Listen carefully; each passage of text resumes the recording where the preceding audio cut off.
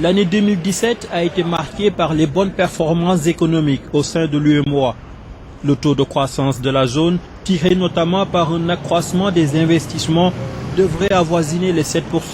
Dans ce contexte, la BOAD a actualisé ses perspectives financières 2017-2021 et élaboré son budget programme 2018-2020 visant à répondre aux attentes des États membres et les secteurs privés en matière de financement. La BOAD compte réaliser en 2018 un niveau d'activité global de 432,3 milliards de francs CFA, en veillant toutefois à préserver la qualité de son crédit. Nos efforts viseront notamment à financer davantage de projets intégrateurs, particulièrement dans le domaine des infrastructures, développer l'ingénierie du financement des services afin de mieux accompagner les entreprises et les États, soutenir la croissance inclusive, la sécurité alimentaire et le développement durable. La BOAD ambitionne par ailleurs de renforcer sa mobilisation de ressources climat auprès des mécanismes financiers de la Convention cadre des Nations Unies pour les changements climatiques, mais aussi en explorant les opportunités offertes par les obligations vertes. Les fonds attendus permettront d'accroître les financements des projets environnementaux prioritaires dans les États membres de l'UEMOA. La sécurisation foncière, surtout en milieu urbain, est au cœur des préoccupations des acteurs de l'aménagement du territoire communautaire de la Commission de l'UEMOA. En 2016, la Commission avait déjà commandité une étude sur la promotion du foncier urbain dans l'espace UEMOA. C'est pour aboutir à des propositions de texte en matière de foncier urbain et d'habitat que les experts de la Commission se sont concertés récemment à Ouagadougou. La conférence des chefs d'État et de gouvernement de l'UEMOA a fixé des orientations pour que l'Union puisse porter des réflexions sur la gestion du foncier urbain dans l'espace UEMOA. Donc, dans ce cadre, la Commission a diligenté une étude sur le foncier urbain. Nous avons validé les résultats de cette étude.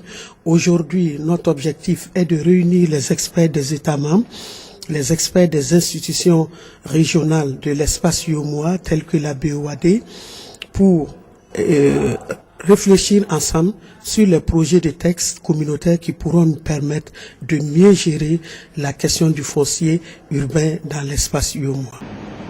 Le marché du foncier dans l'espace communautaire a des enjeux socio-économiques considérables. Il est donc nécessaire que les acteurs aient une bonne appropriation de la gouvernance foncière, seul préalable à la mise en œuvre du nouvel agenda urbain adopté par les États membres. L'urbain est en train de rejoindre le rural. Il y a des questions par rapport à l'information foncière, des questions par rapport à l'immatriculation du foncier dans l'espace UEMOA. Donc c'est dire que la question elle est très complexe, la question elle est très sensible, elle est au cœur des conflits, la gestion des fonciers dans notre espace communautaire. Donc nous allons nous y atteler pour accompagner les États membres au mieux et gérer vraiment cette question qui nous permettra d'aborder les questions de services sociaux de base, d'aborder les questions aussi de l'habitat abordable dans l'espace UEMOA. La commission de l'UEMOA a opté pour un processus participatif afin d'engager la réflexion et d'aboutir à des propositions concrètes sur le plan juridique et opérationnel. Elle a par ailleurs signé un accord financier avec la Banque mondiale afin d'améliorer l'accès aux fonciers sécurisés et à la chaîne de production de l'habitat dans l'espace UEMOA pour les ménages à revenus modestes. La Cour de justice de l'UEMOA a récemment organisé à Ouagadougou un séminaire de formation portant sur le thème « Le juge national et le droit communautaire UEMOA ». C'était une opportunité inespérée de réunir autour de nous, de la Cour, les présidents des hautes juridictions des 8 États membres. En plus, nous avons eu la participation très efficiente et efficace de l'honorable président de la Cour de justice de la CEDEAO, qui nous a donné sa part et qui a enrichi nos échanges de son expérience. Et nous avons eu surtout avec nous nos collaborateurs immédiats et nos collaborateurs de toujours qui sont les bâtonniers, les avocats, qui ont été représentés à la personne de leurs bâtonniers, de leurs confrères bâtonniers. Et je pense que les échanges sont très enrichissants et vont participer à l'évolution du droit communautaire dans notre espace commun. Pendant 48 heures, avocats, bâtonniers et présidents des hautes juridictions des États membres de l'UEMOA ont mis leurs expériences à profit en vue de contribuer à la promotion du droit communautaire et de la justice communautaire de l'UEMOA. Le droit communautaire a vocation à s'appliquer aussi dans l'espace communautaire, et ceux qui sont en premier lieu intéressés au niveau local sont les juges nationaux qui doivent appliquer le droit communautaire de l'UEMOA. Donc nécessairement, il faudra qu'il y ait un dialogue. Le droit économique est de plus en plus invoqué au cours des procès. Et pour ce qui concerne donc le droit communautaire, c'est le droit économique, c'est le droit financier, et bien les décisions qui sont rendues par la Cour de justice vont nous être d'une très grande utilité, aussi bien dans les décisions que nous rendons, mais aussi par rapport aux avis que nous pouvons également rendre lorsque, évidemment, nos gouvernants respectifs nous le demandent. Venus des 8 pays de l'UEMOA ainsi que de la CEDEAO, les participants au séminaire de Ouagadougou ont également échangé sur toutes les problématiques jugées pertinentes et pouvant contribuer de manière significative à la promotion de la justice communautaire dans tous les pays de l'Union.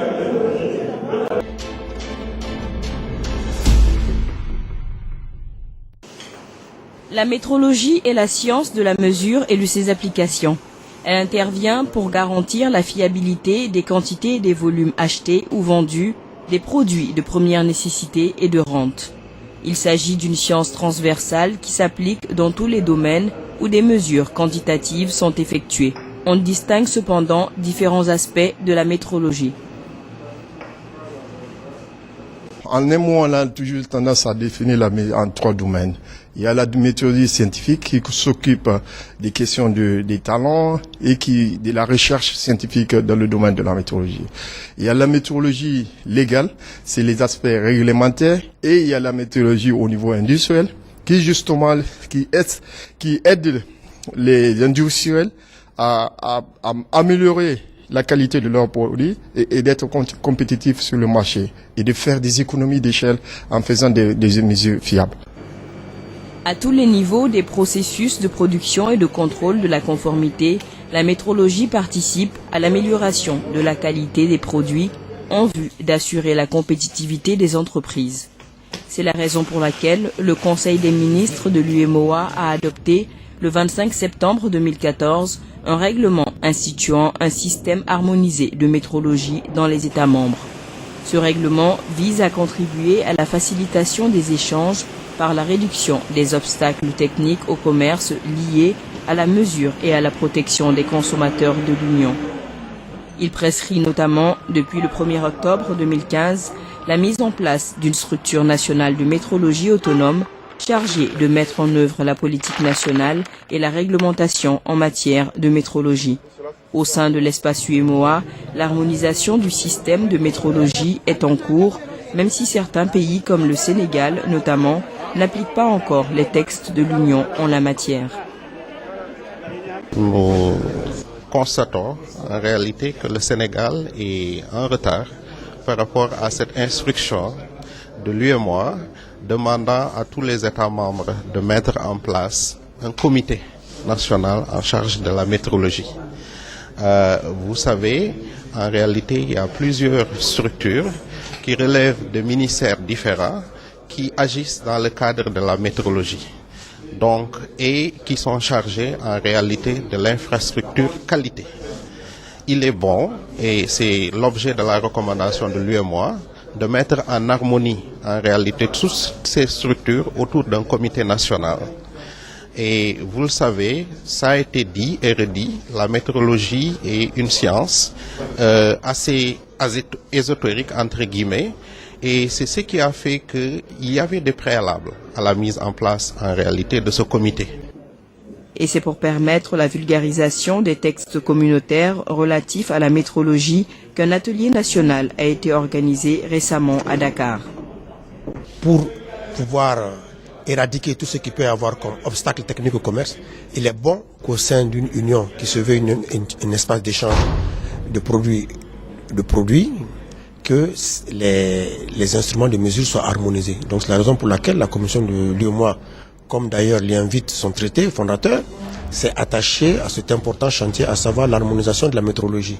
Donc les instruments de mesure doivent être suffisamment harmonisés, on doit avoir les mêmes règles, il ne doit pas avoir de disparité au niveau de la réglementation et surtout il doit y avoir également des laboratoires d'étalonnage qui fonctionnent suivant les mêmes critères. Nous attendons surtout de cet atelier en réalité que toutes les parties prenantes, vous avez vu à travers le tour de table qui a été fait, l'ensemble, presque une quinzaine de structures nationales, du public comme du privé qui sont représentés, qu'ils soient suffisamment sensibilisés aux questions de la métrologie, qu'ils soient sensibilisés aussi à la législation existante et justement aux correctifs qu'il faudra apporter à cette métrologie pour davantage se conformer en réalité aux normes standards en matière de métrologie.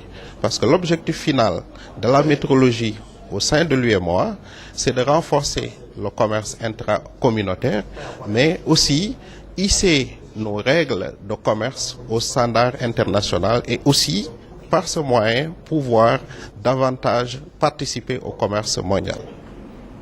Après Abidjan, la capitale sénégalaise est la seconde étape de cet atelier destiné à une vingtaine d'acteurs des secteurs privés et publics.